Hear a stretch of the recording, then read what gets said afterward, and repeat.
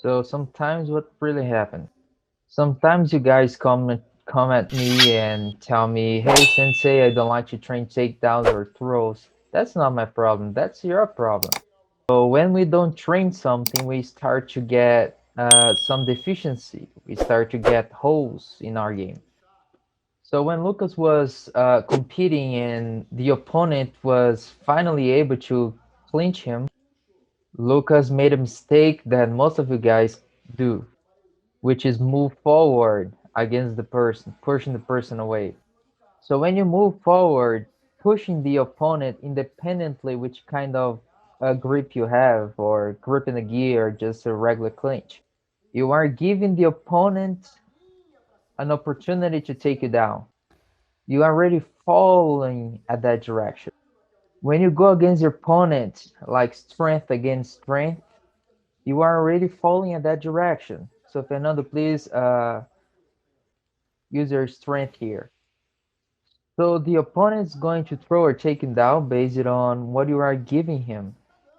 So notice one thing, when I move forward without much control against the opponent, he ends up taking advantage of the situation. And it was at this moment that Lucas ended up losing the match because the referee unfortunately made a mistake. At this point here, you ended up getting absolutely distracted because you think about you are fighting against my opponent and you are fighting against your referee, and it makes the whole situation more complicated than it is. So this is what I wanted to study with you guys, because there is a proper way to move forward against your opponent. I go forward, but I go forward on base, just like so, doing the suriashi. So when I go backwards, I do the same thing base. I don't walk back and forth like I'm modeling like Giselle Bündchen. I'm not simply moving forward like a ball. I am walking on base, doing what we call suriashi, which is sliding on the snow. Always with a solid base moving forward. And when I move to the side, pay attention to how Fernando is going to move. This is also suriashi. We don't walk like that, crossing our legs, crossing our feet. You see, cross your feet. So we are always walking on the side, uh, following the gauge, gauging our shoulders. We cannot go much further than that. To the left, to the right, forward, and back. So I ended up like that, open for him to execute a throw or a takedown. You get it? So this is the minor correction that I wanted to do.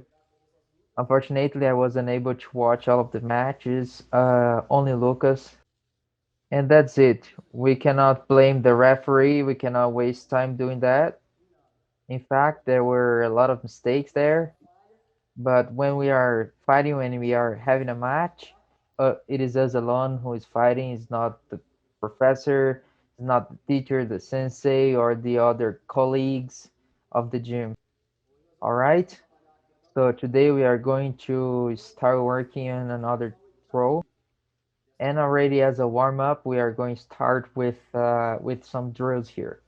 You guys can go to the other side to see in a different angle. You guys are going to work with your both hands, your shoulders high. So we are going to do the Uchimata drills here. So I step forward and I put one of my hands on the floor.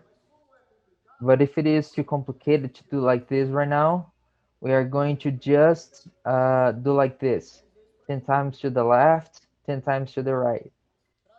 Afterwards, we can start putting our hands on the floor. When the hand goes on the floor, our head follows our hand. If the head doesn't go all the way down following the hand, your leg is not going up. Can you see that, guys? Come here, please. Try to move your leg backwards. So now move your leg backwards, just like so. Yeah, that's right. So that's the difference of the Uchimata and how to properly do it. So when I do the Uchimata, it is like my forehead goes all the way on my knee, to my knees.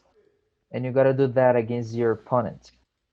And this is a very efficient throw because I don't give him my back. I stay right inside. So as my head goes down to my knees, my feet goes up. So the best drill I can do to learn it is this one here.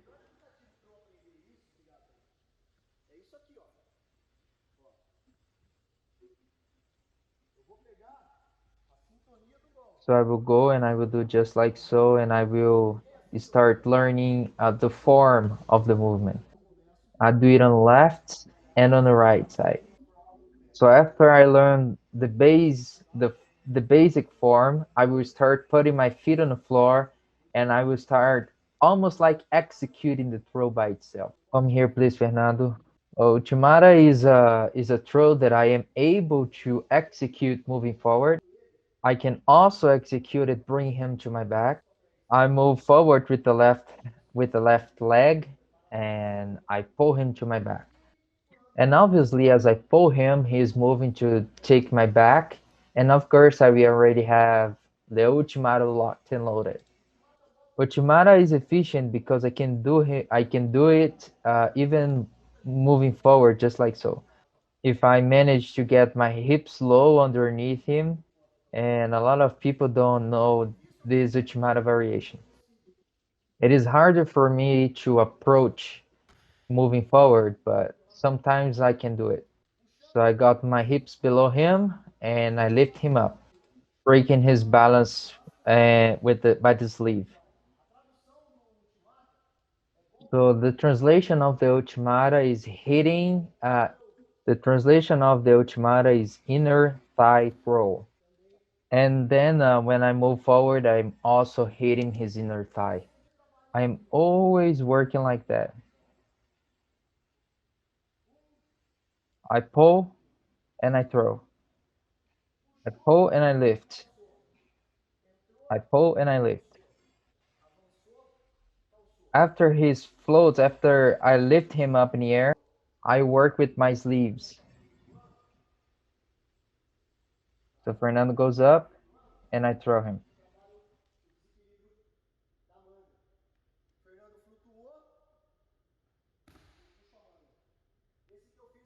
So what I did here was the honey goshi. As you can see, as you can see, my knees were bent, just like so. So if you learn the Uchimata, you will also be learning how to do the honey goshi. So guys, I want everyone on the wall doing this drill here.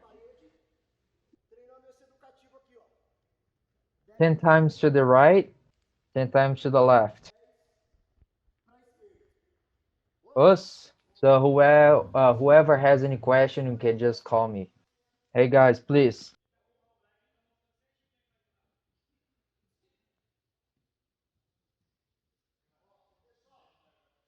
Just another quick tip here, everyone looking at me.